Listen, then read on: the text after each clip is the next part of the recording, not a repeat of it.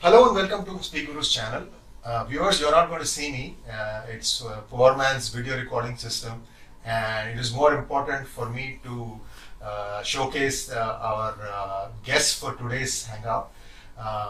I would like to welcome Hema Hari and DK Hari.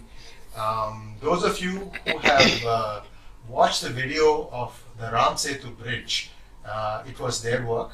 It has appeared in many languages. It's one of those things that opened my mind to the fact that Rama's existence and his the bridge that he built, all these things were indeed real, and so it needed someone who had the academic rigor to be able to find out from various inscriptions, relations of Ramayana, to be able to put together this very, very cogent document. So viewers, it is important for you to watch the video, the Ram Setu Bridge. I will give you the links in this video, so please look at that, and then maybe you'll have a better appreciation for the work done by Hema and DK Hari. Hema, DK, welcome to PGurus channel. Thank you. It's a pleasure to be here. Now, when I first saw this thing, my instinct was, wow, so there is finally a date to the existence of Rama and to the making of this bridge. And if I remember my dates correctly, and correct me if I'm wrong, the bridge was built in 5876 before Common Era? 5076. 576 in the month of November. October, November. Late October, early November. I see. You can get out that precision we can get out to. Wow. So what we are going to listen from the two of you is, how did you arrive at these details? What went into making of this movie? This is one of the most fascinating movies, because before this, whenever I used to talk about, the existence of Rama or anything else, they used to say, oh, it happened hundreds of thousands of years ago, because Yuga is almost counted as thousands of years ago. Millions of years, lakhs of years ago. Yeah. So to be able to put a precise date and then arrive at the thing from various ways, that shows the rigor that has gone into this. Yes. First, we'll take up this, what you mentioned about this popular misconception about the word Yuga. Right. It's a very simple word and it's a very nice word. The word Yuga, means to join. That's why you got yoga. It brings together your body, mind, soul with nature. That's yoga. Yoke. To align. The English word yoke, when you have two bulls on a yoke, it means to bring them together. Right. That's why in the marriage ritual, especially in South India, they put a yoke on the bride and the groom to say you come together in alignment. So that's why you have a yoke. The yoke, the groom places the yoke on her head and then says, "Come, join me, align with me." Alignment. So that Yuga is just alignment at best. That's all. So it's coming together and alignment. That's one. What is alignment all about? Every Amavasya is an alignment of the sun, moon and earth. Every Purnima is an alignment again of the sun, moon and earth. Okay. Every year is also an alignment. If you see in Telugu land, they call it as Yugadi, the new year. Every year, new year. It is a Yuga Adi, beginning of a Yug. But that's every year. So how come it's a Yuga? Then so that's every year is also a Yuga then. Because it's sun, moon, earth and Aries zodiac. That is when it happens. Mesha Rasi. So let's back to the So you should understand that Yuga is not just some lakhs of years, but Yuga is also 1 year. So any alignment is Yuga. So there can be a range of alignments that happen in the planetary systems, in astronomy, across time. So everything is Yuga. So you have a 1 year Yuga, you have 4 year Yuga, you have a 60 year Yuga, which is called a Manav Yuga. Then you have 120 year Yuga, all the way going up to 4,32,000 years, which is a Chatur Yuga, Kali Yuga.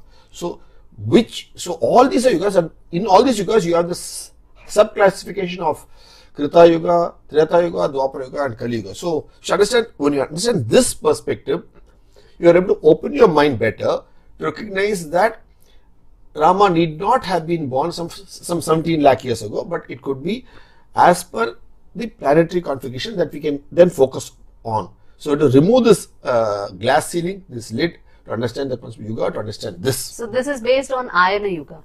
So the precession. so which is like 12,000 years, 24,000 years. So based on this, you can break down the Yuga into, so then it brings it down into more of a, the kind of human life, one more thing I'd like to say here, when people say it was something happened some 17 lakh years ago and it happened repeated, it cannot. They don't seem to recognize it. Do you know why? This earth is moving from the sun, which makes you 1 year. Let us recognize the sun is also moving at a very high speed in its galaxy, which is called Mandakini galaxy. And we are in the Akashganga Mandakini. So that's also moving. So when the sun is also moving, which you will realize over a 8,000, 10,000 years period, then the star angles change, the star configuration changes, the Rashi changes, the zodiac changes. So you will not get the same Rashi zodiac configuration after say 10, 12,000 years. So it will not be able to repeat. So what we are seeing is the stars are also moving away. Those stars are also moving away in different directions. Each one of all sun is also star. They are all moving in different directions. So you have to recognize that what you are having is for this time window of 8, 10,000 years. 17 lakh years ago, you could not have the same star configuration. What you see, the same Mesha Rasi, or the sun would not be here. It would be somewhere else. Right. So the perspectives are different going to be. But sometimes when you say something like this, people get sometimes very offended, because they say, "Oh my God, you're bringing down God," because on one side, you say Ram is God, and people worship, everybody worships, we also worship Ram, this thing, we are Vaishnavites incidentally. But that's the beauty of the Indian civilization. See, we have, we actually got down to dating historicity of Rama and Krishna. Before that, we were working on the concept of creation from the Srishti Vigyan, from the Veda, Upanishad and so on. So that was something that we had compiled, and from there on we had gone on to compile understanding Shiva as a Tattva, because once creation is there, then you start looking at how the Veda have described the Tattva, the Deva and so on. Principles, concepts. They are principles that function, that govern the functioning of the universe. Now, but on the other side, you see that we have two texts which say they are itihasa, which clearly means it does happen. Itihasa. So it does happen. So these are the two historic texts of our land, and in these two texts they say that Rama and Krishna are two historic personages who had such a long lineage. The distinct details are given, and they are all equally corroborated across all the Purana as well. See, while the others don't have itihasa texts for them in the lineage of Rama or Krishna, Rama and Krishna have itihasa because they were written by people who were contemporaneous to them. So like Vyasa lived during the time of Krishna, and Valmiki lived during the time of Rama. Who is Vyasa, Veda Vyasa, who wrote Mahabharata? What is his name? Vyasa is a title given to him. Vyasa means compiler. Because he compiled the Veda, he is called Veda Vyasa. But what's the name his mother gave him? His mother gave him the name Krishna, because he was dark-hued. And because he was born in an island, his mother gave birth to an island, he was called Dvaipayana, Dvaipayana, one born in an island. So this Krishna born in an island. As against Devaki Putra Krishna, or as against Panchali Krishna. Draupadi's daughter is also Krishna. So Drupada's daughter is also Krishna, so she's called Draupadi. So she's also Krishna. Her given name is Krishna. Because she was dark. Dark-hued. So these people lived during those times and they documented it. So we have these two texts as itihasa, but that doesn't mean the other people described in the lineage are mythical. So in our works we stay away from the term mythology, because mythology comes from the root mithya, which means a false, a falsehood or an imagination. But none of this is imagination. Mythology comes from the word myth, Greek word, which comes from the Greek word mythos, which is an agnate, a similar word in Sanskrit to the Greek word mythos is mithya, meaning not true. Or there may be a spot of truth from which you build a big balloon. Okay, that's what mithya is all about. So the Indian knowledge is itihasa cannot be mithya. So itihasa is different, but mithya is different. You cannot say Indian itihasa is mythology. Then you don't have to call them itihasa at all then, first of all. So to say that they are itihasa and not mythology, one key factor that you have to place in context is their dates. Give specific dates. As we understand them today. See, they have been dated in those respective texts. You find enough evidences to say that they were born on such and such a day, such and such a month, and so on. But unfortunately today we have lost the ability to connect with that form of describing time. So That's today also we calendar. are familiar with only the Gregorian calendar. So unless we find a date in the Gregorian calendar, we are not willing to accept anything as historic. Right. So that is what got us down into trying to get down to the historicity, because we have this tagline which we use for both historical Rama and historical Krishna. While divinity is a matter of faith, historicity is a matter of existence. Yes. So we say that yes, they are all divine because in our Indian thought they are all avatara of the Vishnu Tattva, which holds good. And what does But the word once they avatara are in mean? avatara, What does the word avatara itself mean? One who descends from Tara, avatara, one who descends. That way, everybody has descended. You have descended from a superior power, I have descended from superior force, all of us have. The earth itself is descended from the sun in turn is descended from its galaxy. So everything is an avatar, we should recognize that.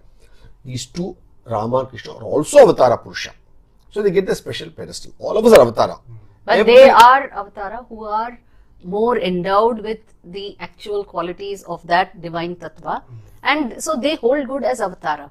But at the same time, once they have come as an avatara, you cannot deny their historic existence or their geography where they walked and the time period where they walked and what all they did, the people they interacted with, the times of India during their times. So all of this is what we document as historical Rama and historical Krishna. These two books that you see. It is not to take away the fact that they are divine, but more to anchor their divinity and also to anchor Indian civilization. So it's a multiple anchor you're asking for. One, anchor them in time, anchor them in geography, and anchor them with Indian civilization, because that anchoring is needed. Unfortunately, during the colonial time, that anchoring was removed. One from the literature and from our minds.